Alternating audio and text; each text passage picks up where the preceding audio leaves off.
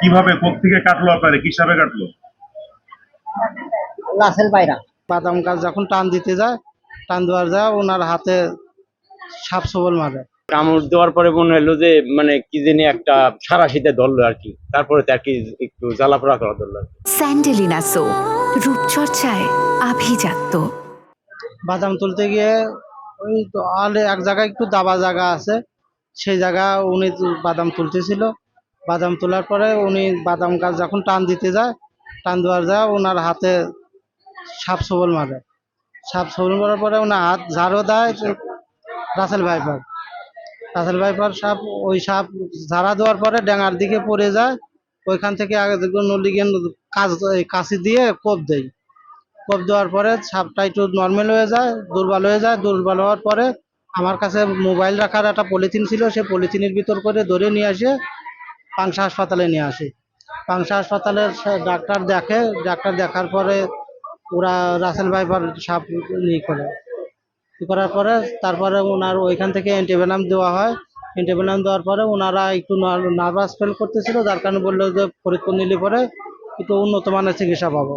সাথে সাথে ওজার কাছে না নিয়ে যদি হাসপাতালে নিয়ে আসে, অ্যান্টিভেনাম দিলে পরে সুস্থ হবে। 117 গ্রাম চর আপরা কিভাবে কোত্থেকে কাটলো আপনারে কি হিসাবে কাটলো? রাসেল ভাইরা কোথায় কি কাজে গেছিলেন? বাদাম তুলতে। মাঠে? হ্যাঁ, কবে কাটলো এটা? শুক্রবারে তো কাটার পরে কি করলেন আপনি? কাটার পরে শেষে সাপটা নিয়ে চলে এলাম পলিশন চোখের বিল করে নিয়ে আসি ডাক্তারের দেখালাম। দেখালি পরে শেষে ডাক্তার দেখে আমার ওষুধ পাতি দিছে।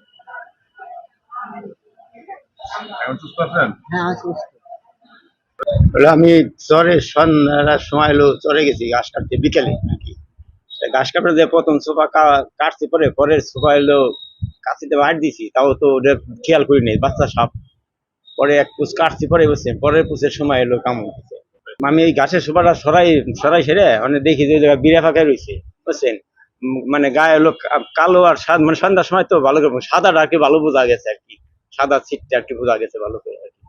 মানে বাচ্চা তো চিকন, আমার আঙ্গুলের মতো চিকন ছোট আর কি, কিন্তু গায়ে যে সাদা, মানে সাদাটা বোঝা যায় আর কি, সন্ধ্যার দিকে তো সাদাটাই বোঝা গেছে আর কি। কামড় দেওয়ার পরে মনে হলো যে মানে কি জানি একটা সারা শীতে ধরলো আর কি, তারপরে তো আর কি একটু জ্বালাপোড়া করা ধরলো আর কি। তো জ্বালাপোড়া করা ধরলো পরে কিন্তু তারা দেখি রক্ত বাইরিতেছে, বুঝছেন। আর আমি ওই মুহূর্তে যাই নদীতে যাই, সেটা আমি টিপে রক্ত কিছু ব্যয় করছি। ব্যয় করার পরে আমি তো দিন তো দেরি করা যাবে না, হ্যাঁ। তো নৌকা নিয়ে একা গেছি, সেই নৌকা উঠে নৌকা বাইয়া পদ্মা পার এই পারাইছি।